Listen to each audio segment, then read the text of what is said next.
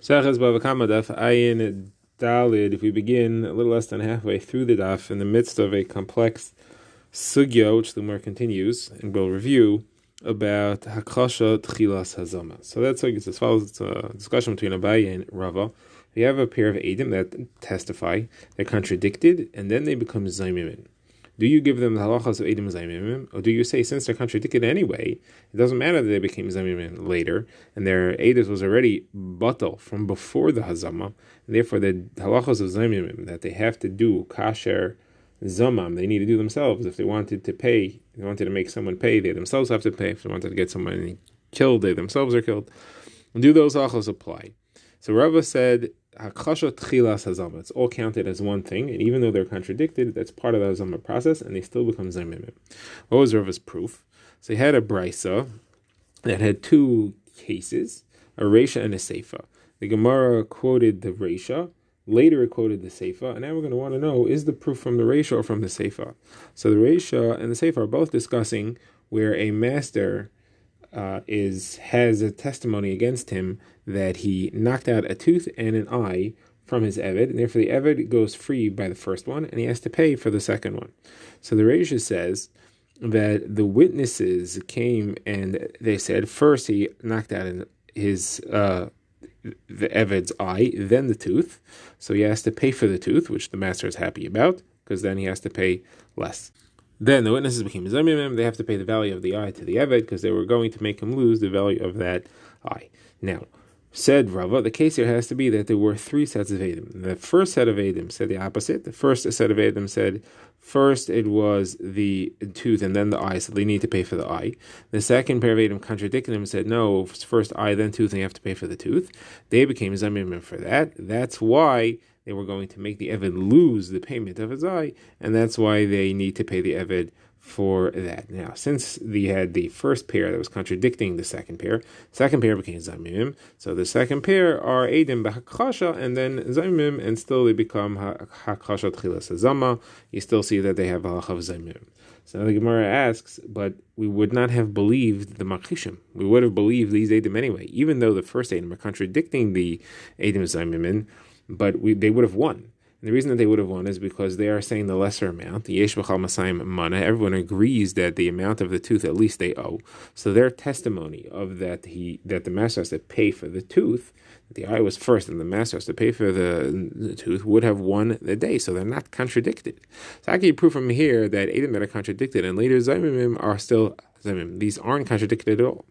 So Mark says no. So really the proof is from the Seifa, because Rava learns the brisa this way, that there were three sets of edim. He learns the Seifa that there were three sets of edim as well. What's the case of the Seifa? It's the opposite. The edim zaymim say, we testify that first he knocked out the tooth and then the eye, and he needs to pay for the eye, and the Eved agrees to that. Then they were found zaymim, and it was really the opposite, which according to Rava would be like the first pair of edim had said, that it was really first the eye and then the tooth. So they were improperly going to be mechayev the eved to pay for the eye. Therefore, they have to pay the value of the eye to the eved. There, they're being mechayev more. The psak ends up would have been against them because there's hakasha over the extra money that they wanted to be mechayev the master for the eye, and they're still considered to be zaymim. So you see, edus b'hakasha and later hazama still counts as zaymim because of hakasha tchilas hazama. So on that, Abaye responds, "There's no raya." You're right. The reisha, I agree with you, has to be three sets of edim. Otherwise, it doesn't make sense that the master would be willing to agree with the middle pair of edim. Why should they agree to him? The only reason they could agree to him is if previous edim had come and been mechayim for the eye. And this pair comes and says, no, you're only chayav for the shein. All right, so that's why they agree. But you don't have to say that for the seifa. You don't have to say that the eved, because over there it says that the eved agrees to the edim zamimim because they're being mechayev the eye. You don't have to say that the eved agrees with them because the original set of edim had been mechayev the master only for the tooth, and now these zamim come and they're mechayvim the eye, so the Eved's happy about that. You don't have to say that. Eved's happy about whatever he gets. So it could be there were no edim initially at all. These edim came and they said they're chayev the eye, and the Eved agreed to that. Great. But along came another pair of edim said you were zamimim, but we do agree that he's chayev the tooth because he knocked out the eye first and then the tooth. That being the case, there's no hakasha, because you just have to have one pair of edim. The same edim that are mazimim are the edim that are makhishim, and they themselves say what the actual order was. So you have no separate hakasha. It's all only hazama. And it's not a kasha that the aid that we say that the Eved is happy about it. He's happy about whatever he can get, and therefore he's always happy about it. The Gemara notes as a side point that Rebbe Zera was bothered by why did he have to pay for one of the two, the eye or the tooth? Why don't you just say he knocked out the eye and the tooth? He goes free with the eye and the tooth, and you don't have to pay for either of them. So on that, Abaye says, no, the Torah says tachas einoi, separately.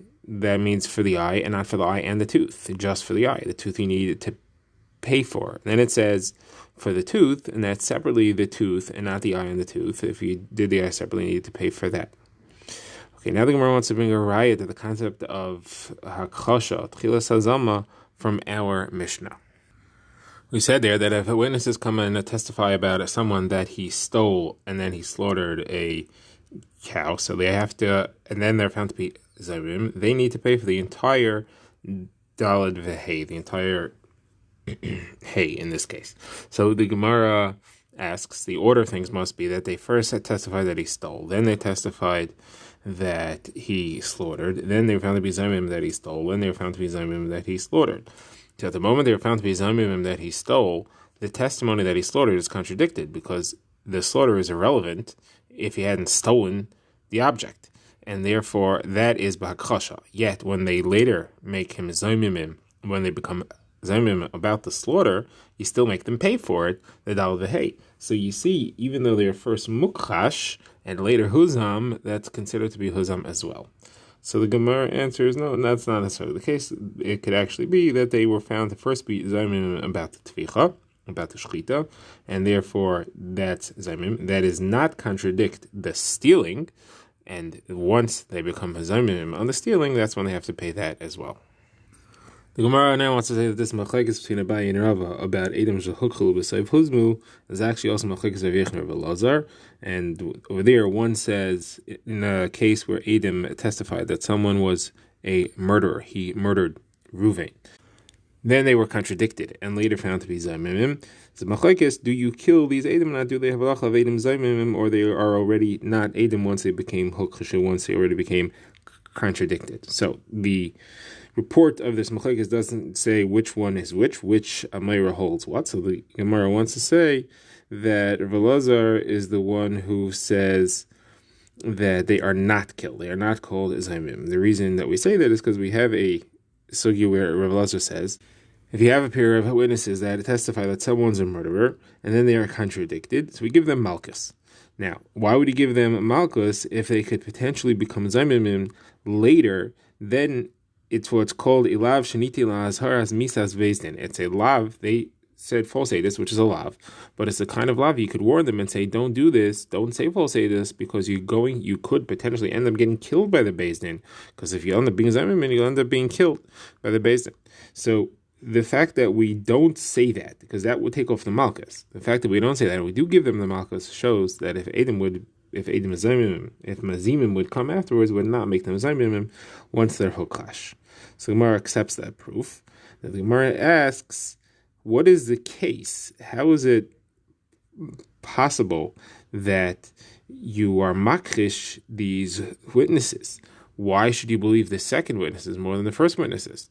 Now, if they became zaymim, you may understand it's a gzeres hakos if you believe them hazimim and you make the first ones zaymim. Here, however, you have two witnesses said that someone's a murderer, two witnesses that say he's not. Why should I believe one and not the other? Why should I give them malchus based on the second one? So Gemara says the case is where the person that they said was murdered, Ruvain, is found alive. So then you know that they were lying. Now we begin our next Mishnah, which discusses cases in which, although someone stole and slaughtered or sold, he does not have to pay the dalad v'hei.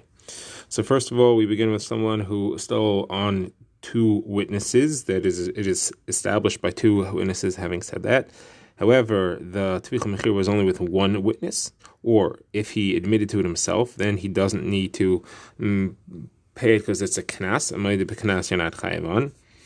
If he stole and then he slaughtered or on Shabbos, so he's chayev misa for slaughtering on Shabbos, and therefore kamle b'neramine he's pater on the dalad v'hei, or for avodah zara, same thing.